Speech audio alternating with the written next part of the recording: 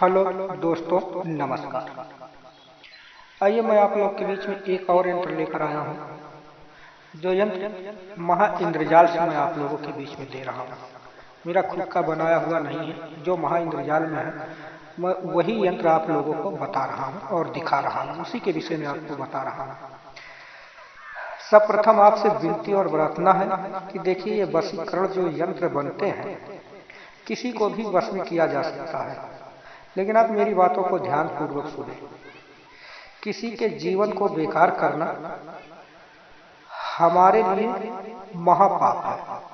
हम किसी के जीवन को बेकार नहीं कर सकते हैं। जैसे हम किसी को चाहते हैं कि हम इसको अपने वश में कर लें और इसके साथ अपना काम कर लें, फिर उसको छोड़कर के दूसरे को वश में कर लें।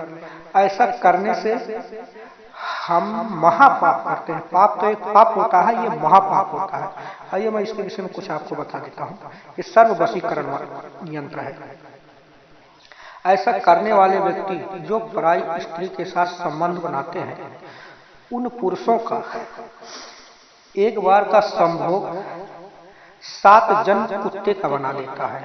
और वो कुत्ता जो शहरों में नहीं, शहर में और गांव में भी जो गलियों में भटकते हैं और कुत्ते को कुत्ते से ही काट कर घाव हो जाता है, जिसे कीड़े पड़ जाते हैं। वो दर दर भटकते हैं, ना कोई सुई मिलता है, ना कोई दवाई मिलता है, वो तड़प तड़प कर मर जाते हैं। ऐसे ही 7 जन्म कुत्ते का मिलता है एक बार किसी पराई स्त्री के साथ संबंध बनाने के बाद। और यही कार्य स्त्री के लिए भी लागू है। अगर स्त्री किसी को बस में करके पराये पुरुष को अपने बस में करके और गलत काम करवाती है, तो उसका भी 7 जन्म कुतिया का होता है। और वही कुतिया जो गलियों गलियों में भटकती है, कुत्ते के काटने से घाव हो जाता है, कीड़े पड़ जाते हैं और भूख भूख कर मर जाती है, पर उसका कोई इलाज नहीं होता। ऐसे 7 जन्म मिलता है। तो मेरा आप लोगों से विनती और प्रार्थना है कि अगर हमें वशीकरण करना है तो पति केवल पत्नी के लिए करे और पत्नी केवल पति के लिए करे, या वो लोग करें जो जिससे शादी करना चाहता है। अन्यथा किसी के जीवन को बेकार करने का अर्थ ये है कि आप पाप नहीं महापाप करेंगे, जिसका भुक्तभोगी आप हमेशा हमेशा के लिए बने रहेंगे।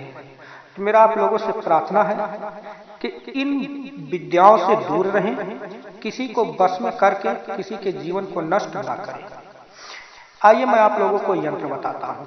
यंत्र अभी इस वीडियो में आप लोग को दिखा दूंगा। इसे करना क्या है, जैसे मैं यंत्र दिखा रहा हूँ, इस यंत्र को अष्टगंध की स्याही बना लें, भोजपत्र ले लें, माता काली का तस्वीर रखें, अगरबत्ती जलाएं, दिया जलाएं, 5 मेवा का प्रसाद लगाएं, भोग लगाएं।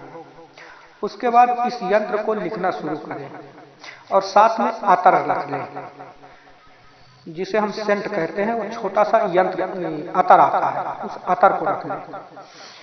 अतर को खोल दें, सुगंध निकलता रहे और आप यंत्र को निर्माण करेंगे।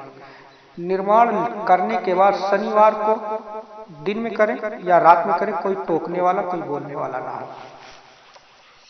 उसके बाद इस यंत्र को निर्माण करने के बाद एतवार को आप उठा लेंगे। इस यंत्र को ऐसी जगह गाड़ेंगे जिस पर आप आग जलाएंगे। यंत्र के नीचे जिसे वश में करना है, पति को या पत्नी को या जिससे आप शादी करना चाहते हैं, उसका नाम लिख दें। और इस यंत्र के ऊपर 7 दिन तक आग जलाना है। जैसे हम 10 मिनट आग जला दिए, बंद कर दिए, फिर दूसरे दिन थोड़ा सा आग जला दिए, बंद कर दिए।